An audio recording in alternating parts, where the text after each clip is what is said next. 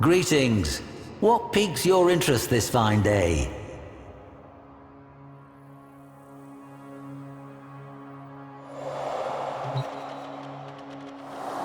This is Atlas, hard as stone. Is it any surprise that his story begins with an asteroid? Temple Telamon had cast a spell on the indentured masses with a song that heralded the coming of a great stone destroyer, a god who would shatter the world and lead them to a great rebirth. The Orokin mocked the cult's off-key singing, their spasmodic dancing, but the spell only grew stronger. Telamon broadcasts would oft-times wedge into control channels to spread their doomsday message. For the suffocated lower castes, the notion of something more powerful than their Orokin masters must have been intoxicating. A brutal Orokin crackdown seemed to be working until an asteroid was detected on a collision course with Earth. The Telamons celebrated it as prophecy writ true, divine intervention. For the first time in living memory, the Orokin showed vulnerability. It did not matter that the destruction would be total. For the Temple, this was a sign of a new age.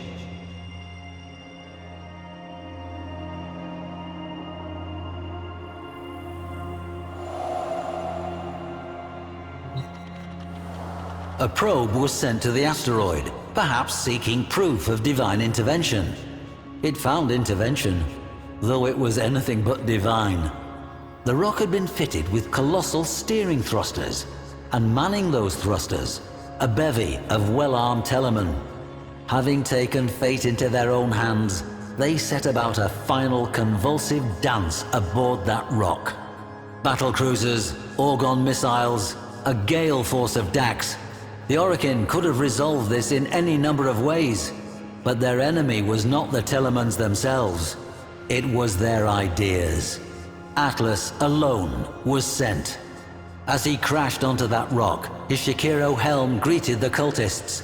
Note the angled ballistic plating and reinforced neck protection. He would soon need both.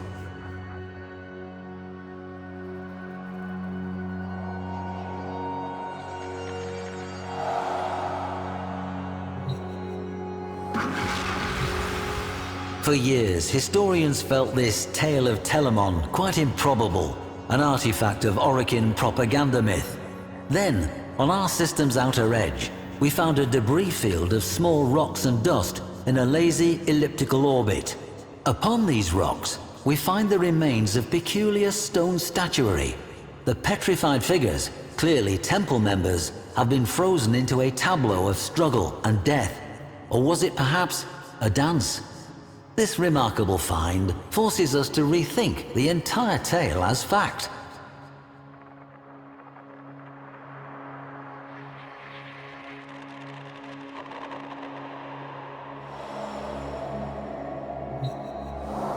The stratum Cyandana, reserved and austere, until you turn it over and reveal the glowing hue of the amethyst crystal within.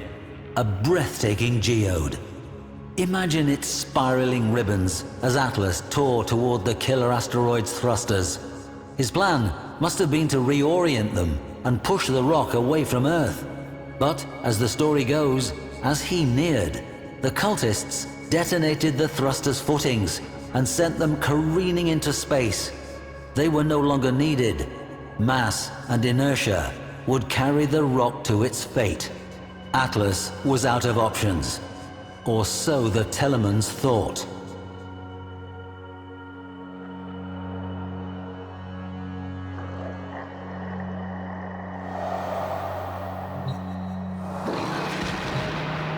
The Techo are perhaps my favorite pieces in this gallery. Note the intricate, ornate moldings, the complex blades. Quite the contrast from Atlas's otherwise workmanlike appearance. The beauty and craftsmanship conceal the true purpose of the Techo, as indentations found in cultist skulls attest. I have to wonder what frenzied dance would have been interrupted, or if the whiplash strikes and jabs of the Techo might have blended into the crowd's fitful celebration.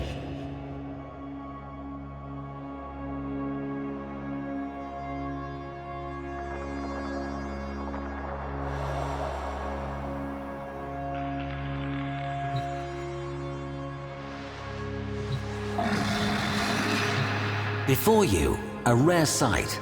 2 rumblers, painstakingly recreated from fragments of the aforementioned tableau.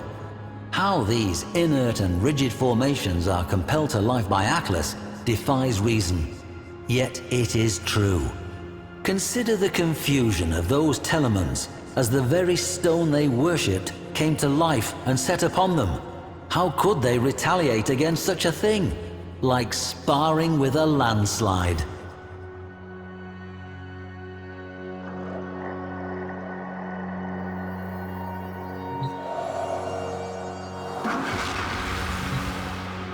Earth swelled on the horizon as the cult mocked Atlas with their chorus, "The stone shall shatter all."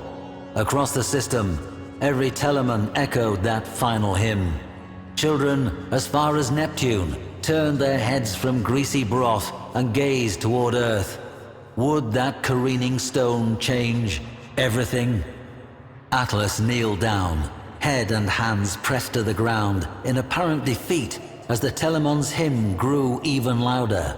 But Atlas was listening, feeling, the way the stone trembled to the hymn's pitch. The faults within the asteroid became vivid to him, and so a new song rose up. Rumblers, erupting in a godlike rhythm, beating along the faults until Atlas, alone, struck the final resonant chord. A tremor forked through the rock until, all at once, the great asteroid exploded, its dust falling as scintillating rain, sparking across the atmosphere, and then gone. The Telemon's song fell silent, and children, as far as Neptune, turned away and swirled their spoons in greasy broth.